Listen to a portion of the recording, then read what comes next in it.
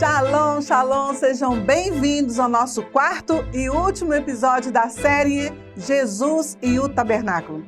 Eu tenho uma curiosidade para você. Você sabe por que existia 2 querubins em cima da Arca da Aliança que ficava lá no Santo dos Santos? No vídeo de hoje você vai ficar sabendo e olha, você vai se surpreender.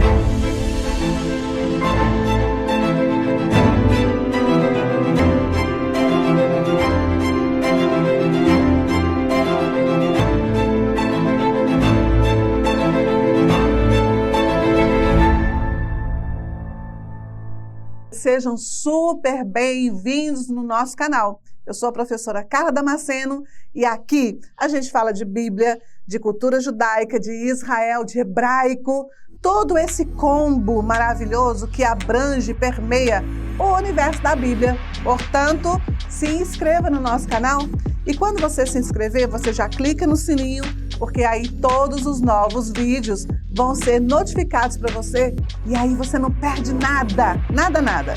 Bora lá no nosso conteúdo, bora para a terceira e última porta que vai adentrar e vai te levar mais para dentro do tabernáculo. Saindo então do santo lugar, nós temos uma nova porta. Na verdade, ela é uma cortina chamada de parochet. Parochet significa separatriz, separar com rigor, com dureza, com severidade. Já a gente vai falar sobre isso. E essa porta, ela dá acesso ao último local chamado Santo dos Santos ou Santíssimo Lugar. E lá ficava a Arca da Aliança, que tinha dentro dela 3 elementos. Já a gente fala sobre isso. Mas antes, eu queria contar para você uma experiência que aconteceu comigo e um grande amigo meu. Lá no sul de Israel, existe uma réplica em tamanho original do tabernáculo. Não sei se você sabia disso.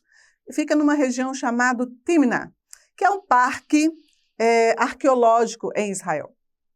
Pois bem, existe então essa grande réplica, né, tamanho original, e eu levei esse meu amigo lá, um pastor muito querido, e quando ele entrou exatamente nesse local, né, chamado Santo dos Santos ou Santíssimo Lugar, gente, ele entrou num choro compulsivo, de uma tal forma, mas de uma tal forma, que ele teve que sair de lá carregado. Você acredita nisso? Pois é. E quando ele saiu, e depois ele conseguiu se conter, toda aquela emoção, ele disse o seguinte: olha, Carla, eu nunca chegaria aqui se não fosse por Jesus. Ele não estava se referindo àquele lugar, apesar que sim também, literalmente, né?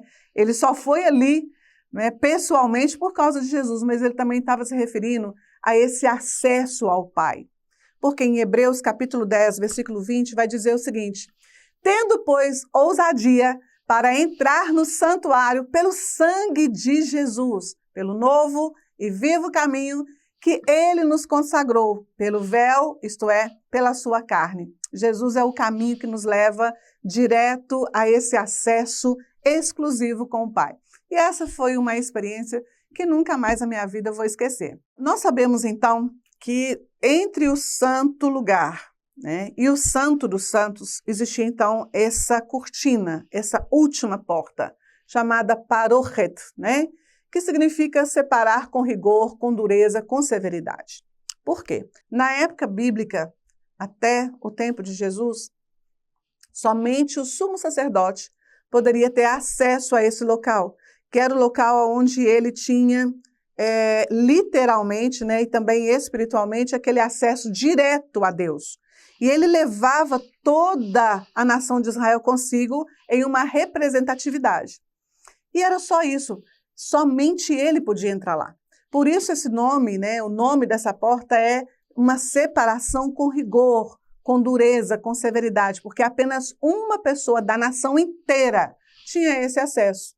Porque o sumo sacerdote queria ter acesso a esse local, ele passaria por um processo de purificação por alguns dias e não poderia ser encontrado nele nenhuma falha, nenhuma falta, de forma nenhuma.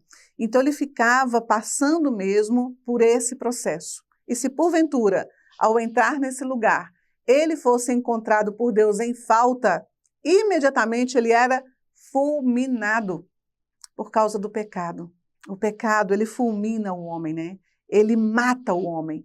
Ele impede o homem de chegar próximo de Deus, porque Deus é santo. Então, o pecado não combina com Deus. Então, por isso, esse rigor. Ele tinha que chegar até aquele lugar de uma forma a ser encontrado sem falta nenhuma. Olha que interessante. E o objetivo do sacerdote de entrar nesse local uma única vez por ano, e é bom a gente lembrar disso, que era apenas uma vez no ano, no dia chamado de Yom Kippur, era para quê? Era para expiação do pecado de toda a nação. Então, era um peso muito de responsabilidade sobre esse sacerdote, que representava diante de Deus toda a nação e pedia diante do Senhor perdão pelo pecado da nação inteira. Agora, nós sabemos que no momento em que Jesus entrega o Espírito dele a Deus, essa porta, né, que é esse véu chamado parochet, ele se rasga de alto a baixo. Nós podemos observar essa narrativa aqui no livro de Mateus, capítulo 27, versículos 50 e 51, que diz o seguinte: E Jesus, clamando outra vez com grande voz, rendeu o seu espírito. E eis que o véu do templo se rasgou em dois, de alto a baixo, e tremeu a terra e fenderam-se as pedras. Pois bem, esse véu do templo é exatamente esse local, porque nesse momento de Jesus já não existia mais o tabernáculo. Ele foi transferido para o templo é que era o tabernáculo naquele momento, não é?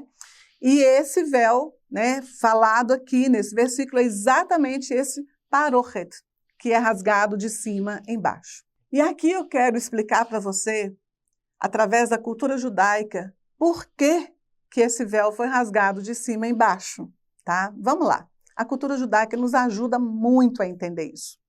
Você vai perceber que Jacó, lá atrás, ele rasga suas vestes quando ele entendeu que o seu filho, José, morreu. Davi também rasga suas vestes quando ele percebe que um dos filhos dele também morreu. Também acontece quando Absalão morre. A mesma coisa, Davi rasga suas vestes. O que isso quer dizer? Pois bem, quando um filho morre, o pai, ele imediatamente rasga as suas vestes na hora da notícia da morte desse filho. E ele passa aproximadamente 7 dias com essa veste rasgada em sinal de luto, mas em sinal de dor e em sinal de que ele teve o coração dilacerado pela morte desse filho. Quem é que estava morrendo ali na cruz? O Filho de Deus. E o parochet, né, esse véu, ele representava a veste do nosso Pai, a veste de Deus. Por isso ele se rasga de cima a baixo. E no ato dele se rasgar de cima a baixo, imediatamente entra um outro caminho, que através do Filho de Deus, nós temos acesso direto ao Pai. Lembra? Era só o sumo sacerdote que tinha acesso direto ao Pai. Mas agora, por causa da entrega da vida de Jesus pelo pecado de todas as nações, nós temos então acesso direto ao Pai. E isso é, sinceramente, uma explicação extraordinária. Bom, voltando ao tabernáculo, nesse lugar chamado Santo dos Santos ou Santíssimo Lugar, ele não tinha luz interna, porque ele era completamente fechado. Não tinha iluminação, não tinha uma janela, não tinha nada. Ele era completamente fechado. O fato de não ter luz, né, nos leva também a ter o entendimento de que a nossa caminhada, ela precisa ser totalmente em confiança em Deus, através da fé, que é a certeza e convicção das coisas que não existem, mas que se esperam. E assim a nossa vida com Deus, né? As coisas escuras, elas vão se tornando claras na medida que nós vamos andando com o Senhor, né? Daí vem aquela ideia de que glória é luz, né? Que desce quando o sangue é derramado em cima da tampa da Arca da Aliança. Pois é. Agora vamos falar da Arca, que era esse elemento único que existia dentro do Santíssimo Lugar.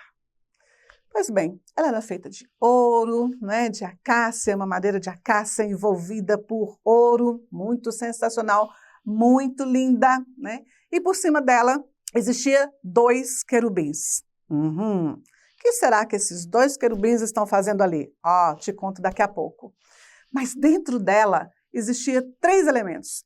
Um elemento, a vara de Arão, que floresceu em um determinado momento da história bíblica, quando Deus queria mostrar para a nação de Israel que ele estava entregando para Arão toda a autoridade. Segundo elemento, as tábuas da lei. Lembra quando Moisés sobe lá no Monte Sinai e Deus entrega as tábuas da lei para ele? Pois é a palavra de Deus, representa a palavra. Depois o maná.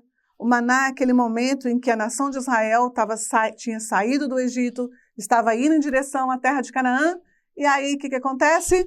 Não tinha comida, né? E Deus manda para eles maná dos céus. O que esses 3 elementos estão fazendo ali dentro? Todos eles são altamente representativos, né? Primeiro, a vara de Arão, ela está representando a autoridade. Segundo, as tábuas da lei está representando a palavra de Deus. E terceiro, o maná, ele está representando o sobrenatural.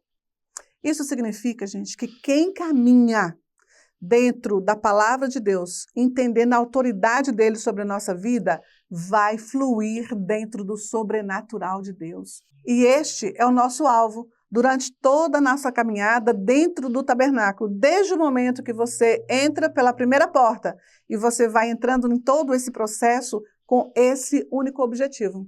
Vamos falar agora um pouco sobre o que é que está fazendo, né, esses 2 querubins aí. É claro que existem muitas explicações e todas elas muito fortes e realmente elas têm sentido, elas fazem sentido. Mas eu quero trazer para vocês aqui uma delas, tá? Gênesis 3, 24 vai dizer o seguinte: e expulsou o homem e colocou querubins ao oriente do jardim e o refulgir de uma espada que se revolvia para guardar o caminho da árvore da vida. O tabernáculo inteiro, ele está falando do retorno do homem para o Éden. É sobre isso. Esse é o assunto principal do tabernáculo. E através de Jesus é que nós retornamos para aquela posição original que Deus estabeleceu para o homem na terra. A posição original que ele entregou para Adão, de autoridade, de viver no sobrenatural, de viver focado na palavra de Deus, de viver alinhado a Deus. O mesmo querubim que Deus coloca lá no Jardim do Éden para guardar e não deixar o homem se aproximar novamente disso tudo, Deus coloca esse mesmo querubim em cima da Arca da Aliança, dizendo o seguinte: agora você pode se aproximar. Agora eu estou abrindo novamente o caminho que te leva acesso a tudo isso que eu tenho para você. Que sensacional! E agora nós vamos conhecer algo extraordinário que o hebraico nos entrega, linkando Jesus ao tabernáculo de uma forma ainda mais forte. O primeiro local que nós estudamos é chamado de átrio. O segundo local que nós estudamos é chamado de santo lugar. E o terceiro local que nós estudamos é chamado Santo dos Santos. Mas em hebraico, né, dentro da cultura judaica, o primeiro lugar é chamado de Derer, o segundo de Emet e o terceiro de Haim. Sabe o que significa? Derer, caminho, Emet, verdade, Haim, a vida. Átrio, santo lugar e santo dos santos, caminho, a verdade e a vida. Exatamente expressando quem é Jesus. Ele é o caminho, ele é a verdade e ele é a vida. Isso não é extraordinário? Já pensou ir lá em Israel e ver pessoalmente essa réplica do tabernáculo em tamanho original, com todas essas peças e elementos que eu relatei aqui durante toda a nossa série? Então, vem comigo, nós temos caravanas a Israel durante todo o ano. Aqui está o contato de WhatsApp. Entre em contato conosco, se informe de uma caravana sensacional e venha fazer parte comigo. Eu tenho certeza que você nunca mais vai ser o mesmo.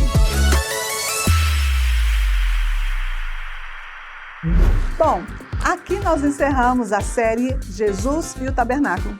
E eu gostaria muito que você comentasse o que você aprendeu dessa série. Você comente também aqui, talvez, algum tema que você gostaria que a gente falasse sobre e de repente pode virar uma série também, tá bom? Não se esqueça de se inscrever no nosso canal, de curtir, de compartilhar e clica no sininho porque toda vez que tem vídeo novo você vai ser notificado. Te vejo no próximo vídeo. Shalom, shalom!